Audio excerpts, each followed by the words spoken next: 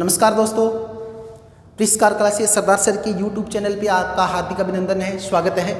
आज के morning session में हम फिर से ग्रामर के सब्जेक्ट वर्ब एग्रीमेंट के जो रूल है उनको आगे बढ़ाते हैं। अब तक हमने 3 वीडियो अपलोड कर दिए हैं और ये चौथा वीडियो है। तो ये सब्जेक्ट वर्ब एग्रीमेंट के कुल 4 या 5 वीडियोज बनने हैं। आप लोगों का स्नेह, आप लोगों का जो प्रेम, आप लोगों का जो भाईचारा है उसको देखते हुए प्रिस्कार क्लासेस की पूरी टीम आपके लिए बहुत ज़्यादा मेहनत रात दिन कर रही है कि जो भी बच्चे घर पे हैं वो सेफ रहें, स्टे एट होम और वो निरंतर अपनी स्टडी को जारी रखें। तो मैं आज सब्जेक्ट वर्ब एग्रीमेंट के जो रूल है उनको आगे बढ़ाने जा रहा हूँ। वहाँ से आप बोर्ड पे देख रहे होंगे मैंने नया रूल पुटअप किया है। मैंने लिखा है everybody, everyone, somebody, someone, nobody, no one और एनीबॉडी, एनीवन। ये जो 8 वर्ड मैंने आपके सामने लिख रखे हैं ये 8 प्रोनाउन हैं और इनका प्रयोग हमेशा इन डेफिनेट पर्सन के लिए होता है। यानी ये जो प्रोनाउन है इनका प्रयोग अनिश्चित जो व्यक्ति होते हैं, यानी जिनके बारे में हम अननोन होते हैं, अज्ञात होते हैं, उनके लिए इन शब्दों को यूज किया जाता है। 8 प्रोनाउन मैंने लिख रखे हैं, इनके बारे में आपके सामने एक्सप्लेन करूंगा। इनका प्रयोग इनडेफिनेट पर्सन के लिए किया जाता है। अगर इनके बाद जो हम वर्ब का प्रयोग करते हैं वो वर्ब हमेशा आती है सिंगुलर, यानी इनके बाद प्लूरल वर्ब का प्रयोग नहीं होता। इनका प्रयोग अगर वर्ब के सब्जेक्ट के रूप में होता है तो इनको सिंगुलर माना जाता है, और अगर ये सिंगुलर सब्जेक्ट के रूप में काम कर रहे हैं तो आने वाली जो वर्ब है वो भी सिंगुलर बनेगी। इनके संदर्भ में एक जो तथ्य बड़ा इंपॉर्टेंट और भी होता है उसके बारे में मैं आपसे चर्चा करना चाहूँगा। अगर इनकी जगह किसी प्रोनाउन का प्रयोग किया जाता है तो वो प्रोनाउन आप सोचिएगा हिज होता है या हर होता है। यानी कि मान लीजिए कि सब्जेक्ट के वर्ब के सब्जेक्ट के रूप में इनका प्रयोग कर लिया गया, इनकी जगह किसी प्रोनाउन का प्रयोग करना है तो वो प्रोनाउन हिज आएगा या हर आएगा। सोचिएगा अपने दिमाग से। मैं कहना चाहूँगा तो प्रोनाउन का प्रयोग हर कभी नहीं होता, इनके लिए हमेशा हिज का प्रयोग होता है, क्योंकि जितने भी प्रोनाउन हैं इनको मैस्कुलिन माना जाता है, यानी पुल्लिंग के रूप में ये काम करते हैं। तो शायद आपको सेट हो गए होंगे ये रूल कि ये मैंने जो प्रोनाउन लिखे हैं इन इनडेफिनेट पर्सन के लिए इनको यूज करते हैं। इनके बाद आने वाली वर्ब है वो सिंगुलर होती है और इनकी जगह अगर प्रोनाउन यूज किया जाएगा तो वो या तो हर होगा या हिज होगा। तो शायद आपका आंसर होगा कि वो हिज होगा। अब मैं आपके सामने 2 या 3 एग्जाम्पल लिखने जा रहा हूँ। आपको ध्यान से देखना है कि कहीं उन एग्जाम्पल में मैं गलती तो नहीं कर रहा। जैसे पहला एग्जाम्पल मैंने लिखा everybody is are am doing his या her work silently.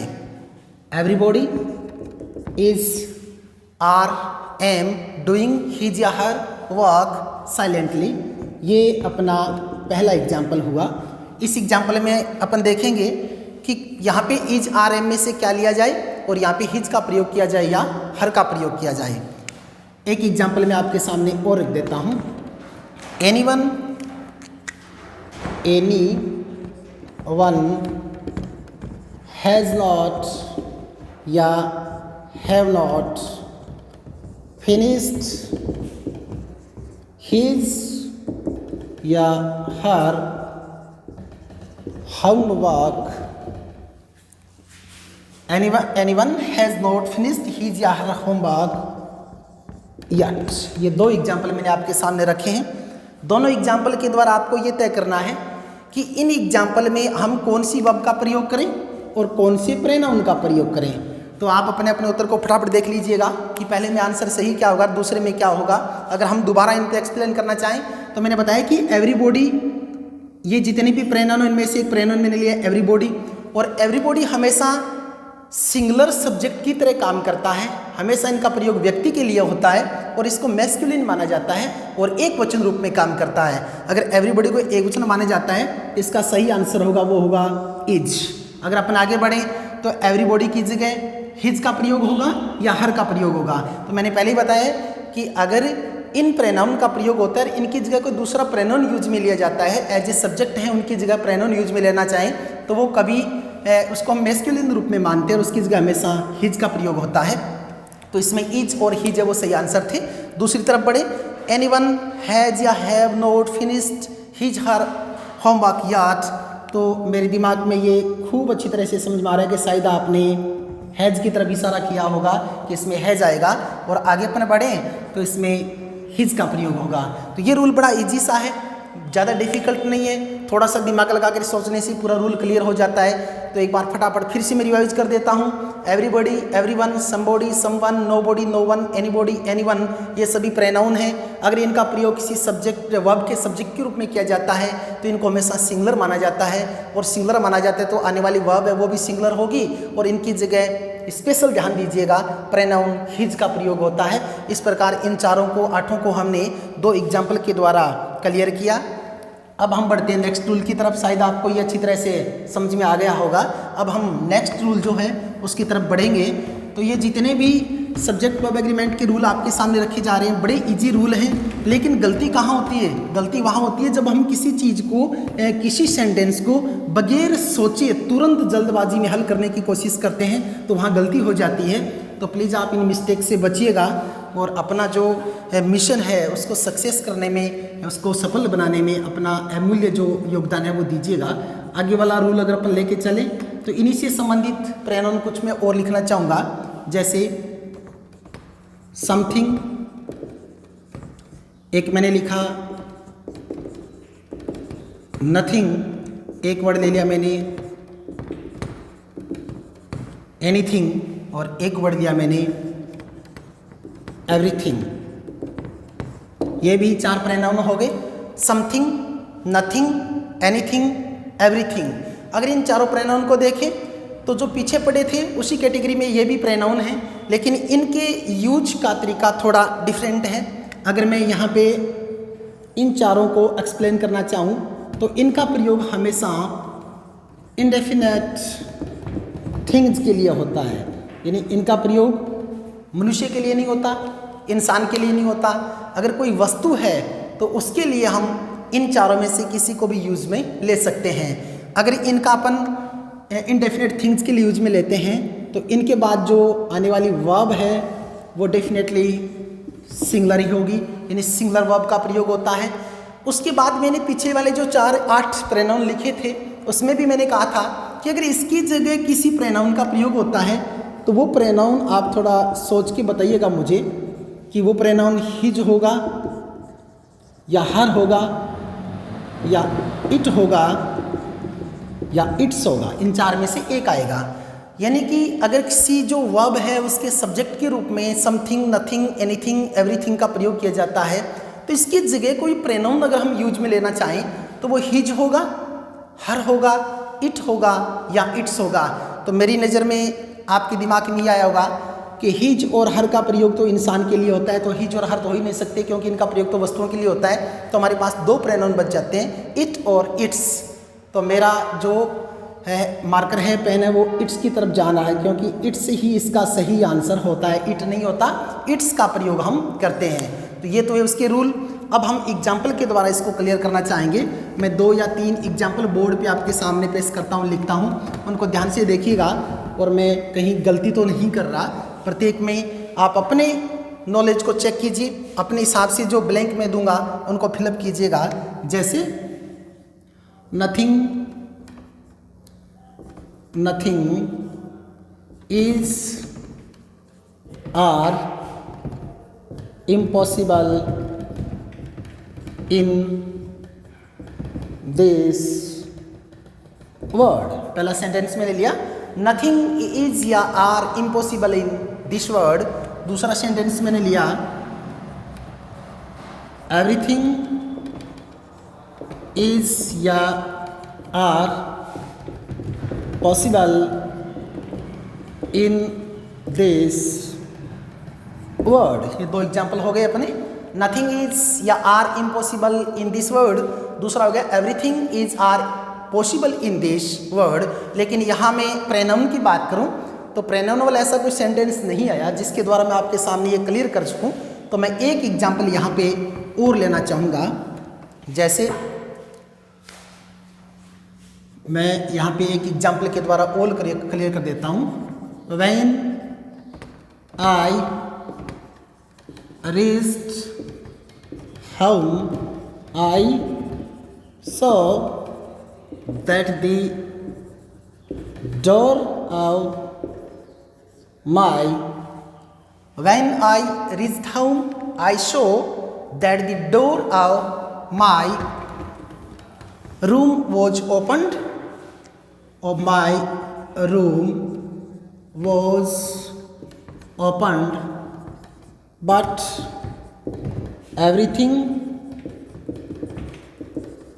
was safe at his, her, its place. इस सेंटेंस को भी हम क्लियर करेंगे। तो देखिएगा, पहले एग्जाम्पल की तरफ हम जाते हैं। पहला मैंने लिखा nothing is are impossible in this world. Clear है, नथिंग किसी वस्तु के लिए काम में आने वाली जो प्रोनाउन है और इसका सब्जेक्ट के रूप में अपन काम में लेते हैं और इसको हमेशा सिंगुलर माना जाता है, तो इसके साथ प्रयोग होगा इज का। दूसरा सेंटेंस मैंने लिया everything is are possible in this world, कि संसार में सब कुछ है वो संभव है। तो अगर अपन इस सेंटेंस में बात करें तो एवरीथिंग के साथ यूज होगा इज का। नेक्स्ट सेंटेंस काफ़ी लंबा चौड़ा मैंने लिखा है, ध्यान से समझने की कोशिश कीजिएगा। व्हेन आई रीच्ड होम, जब मैं घर पहुंचा, आई सो मैंने देखा, that the door of my room was opened, मेरे कमरे का दरवाजा है वो खुला था। बट एवरीथिंग, परंतु प्रत्येक वस्तु, एवरीथिंग प्रत्येक वस्तु, वॉज सेफ सुरक्षित थी, at his, her, its place. अब यहाँ जो प्रोनाउन का यूज होगा वो एवरीथिंग के लिए होगा। ध्यान से देखिएगा, हिंदी दोबारा की लीजिए, आप समझिए। व्हेन आई रीच्ड होम, जब मैं घर पहुंचा, आई सो मैंने देखा, that the door of my room was opened, मेरे घर का दरवाजा खुला हुआ था। बट परंतु एवरीथिंग प्रत्येक वस्तु सेफ थी अपने स्थान पर। तो ये जो एवरीथिंग है उसके लिए प्रोनाउन यूज हो रहा है। तो मैंने बताया था कि एनीथिंग, एवरीथिंग, नथिंग, समथिंग, इनके लिए हमेशा प्रयोग होता है इट्स का। अगर मैं यहाँ हिज लगाऊं, हर लगाऊं, इट लगाऊं तो सेंटेंस इनकरेक्ट हो जाता है, तो यहाँ पे प्रयोग होगा इट्स का। तो ये अपना जो नेक्स्ट रूल था उसमें मैंने बताया कि समथिंग, एनीथिंग, एवरीथिंग, नोथिंग, इनका प्रयोग किसी वर्ब के सब्जेक्ट के रूप में होता है, तो इनके बाद आने वाली वर्ब हमेशा सिंगुलर होती है और इनके स्थान पे कोई प्रोनाउन अगर यूज में आता है तो वो होता है इट्स, न कि इट, न कि हिज, न कि हर। तो शायद ये रूल भी अच्छी तरह से आपके क्लियर हो गया होगा। अब हम नेक्स्ट रूल की तरफ बढ़ते हैं। अगर सब्जेक्ट वर्ब एग्रीमेंट के इन नियमों को देखा जाए तो सब्जेक्ट वर्ब एग्रीमेंट के क्वेश्चन है वो अलग अलग टाइप में एग्जाम में दिए जाते हैं। उनमें ऑब्जेक्टिव टाइप में भी आ जाते हैं, फाइंड एरर के रूप में भी आता है। तो आप थियरी को अच्छी तरह से तैयार कीजिएगा। अगर थियरी तैयार हो जाती है तो अपन किसी भी प्रकार के क्वेश्चन को हल करने में सक्षम हो जाते हैं। तो आगे नेक्स्ट क्वेश्चन की तरफ बढ़े, नेक्स्ट रूल की तरफ बढ़े। तो आगे वाला रूल जो मैं आपके सामने लिखने जा रहा हूँ बड़ा ही इंपॉर्टेंट रूल है। मैं एक वर्ड लिख रहा हूँ वन। वन का प्रयोग यदि पर्सन व्यक्ति के लिए किया जाता है, वन का प्रयोग यदि व्यक्ति के लिए किया जाता है, यानी कि किसी वर्ब के सब्जेक्ट के रूप में किया जाता है, तो हमें क्लियर ये करना है कि इसके बाद आने वाली जो वर्ब है वो सिंगुलर होगी या प्लूरल होगी।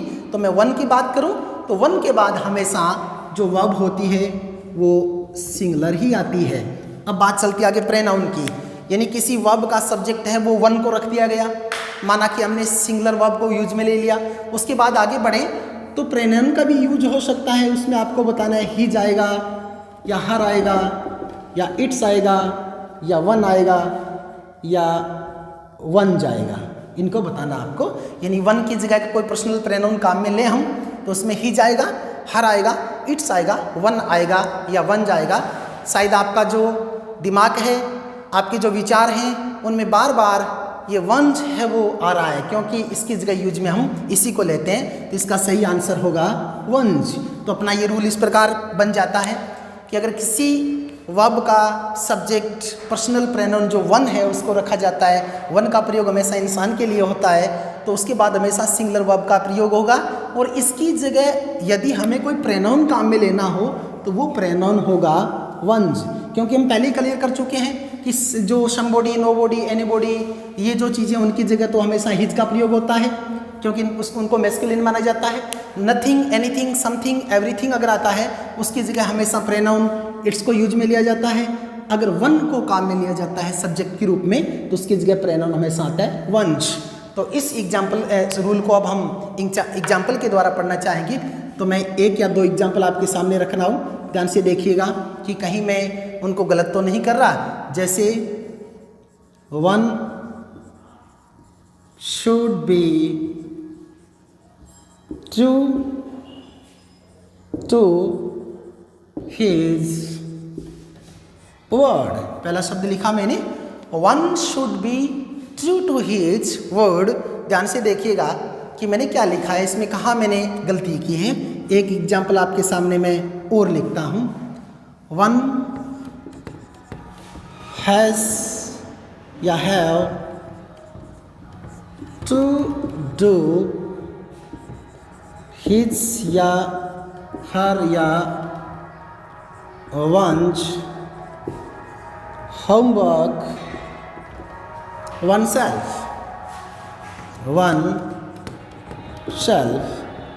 दो एग्जाम्पल मैंने आपके सामने रखे हैं। दोनों एग्जाम्पल की यदि चर्चा करें तो हम ये देखना है कि कौन सा पार्ट मैंने सही लिखा है, कौन सा पार्ट मैंने गलत किया है। तो शायद आपने पहले नज़र पे अपनी नज़र को दौड़ाया होगा। पहले एग्जाम्पल पे मैंने लिखा one should be true to his word. ध्यान दीजिएगा, हिज का प्रयोग किसके लिए हो रहा है? हिज का प्रयोग वन के लिए हो रहा है। हाँ, यहाँ सही है, शुड है तो मॉडल तो आ ही सकता है। लेकिन अगर हम प्रोनाउन की बात करें तो वन के लिए कभी भी हिज प्रोनाउन का यूज नहीं होता। वन के लिए हमेशा जो प्रोनाउन होता है वो मैंने पहले ही बता दिया, वो होगा वंज। तो यहाँ पे सही उत्तर है वो वंज था। दूसरे एग्जाम्पल की तरफ पढ़े, वन के साथ हैज या हैव पहले हमने लिख रखा है कि इसके साथ हमेशा सिंगुलर वर्ब का प्रयोग होता है, तो सिंगुलर वर्ब है वो हैज है। वन हैज़ टू डू, इसके बाद अगर अपन आगे बढ़े यहाँ तक ये सही है, one has to do his her one's. तो निश्चित ही आपका जो विचार है वो वंज की तरफ दौड़ेंगे, क्योंकि वन की जगह आने वाला प्रोनाउन वंज होता है। One has to do one's homework oneself. तो ये अपना जो नेक्स्ट रूल वो वन वाला था। किसी वर्ब का सब्जेक्ट ये यदि वन हो तो उसके बाद हमेशा सिंगुलर वर्ब का प्रयोग होता है, और इसकी जगह कोई प्रोनाउन यूज में लेना हो तो वो होता है हमेशा वंज। तो इस प्रकार अपने ये सब्जेक्ट वर्ब एग्रीमेंट के जो प्रोनाउन वाले 3 रूल थे, समबॉडी वाला, समथिंग वाला और वन वाला, इन तीनों को बड़ा इंपॉर्टेंट माना जाता है। और जो फाइंड एरर से संबंधित क्वेश्चन आते हैं उनमें इन प्रोनाउन का बड़ा ही महत्व बढ़ जाता है। यानी कि कई बार एवरीबॉडी की जगह जो प्रोनाउन है वो हर को काम में ले लिया जाता है, कई बार समथिंग की जगह हिज को ले लिया जाता है, और कई बार वन की जगह हिज को ले लिया जाता है। तो वो जो फाइंड एरर में बहुत बड़ी गलती उसको माना जाता है। शायद ये 3 रूल आपको अच्छी तरह से एक्सप्लेन मैंने जो किए समझ में आगे होंगे। अपन बढ़ते हैं नेक्स्ट रूल की तरफ। नेक्स्ट रूल की अगर मैं बात करूं, एक बड़ा ही इम्पोर्टेंट रूल है। उस रूल को हम कई बार ऐसे मानते हैं कि अननोन व्यक्ति की तरह, एक अनजान व्यक्ति की तरह जानबूझकर गलती करना जिसको कहते हैं हम क्या करते हैं कि नाउन के साथ एस को देखकर उसको प्लूरल मान लेते हैं। बड़ा इजी है, सबने पढ़ा होगा, लेकिन हो सकता है कि कुछ नए जो विद्यार्थी साथ में जुड़े हों तो उन्होंने नहीं देखा होगा। मैं कुछ वर्ड आपके सामने लिखना चाहता हूँ, कुछ मैं नाउन आपके सामने लिख रहा हूँ। जैसे मैंने लिखा सिविक्स, एक वर्ड मैंने लिखा स्टैटिक्स, एक वर्ड लिखा मैंने पॉलिटिक्स, एक वर्ड लिख दिया फिजिक्स, एक वर्ड में लिखना चाहूँगा फोनेटिक्स, एक वर्ड इकोनॉमिक्स, और भी वर्ड होते हैं, इनको आप देखेंगे ध्यान से। मैंने वर्ड लिखा civics, statistics, politics, physics, phonetics, economics, और एक वर्ड और होता है एथनिक्स।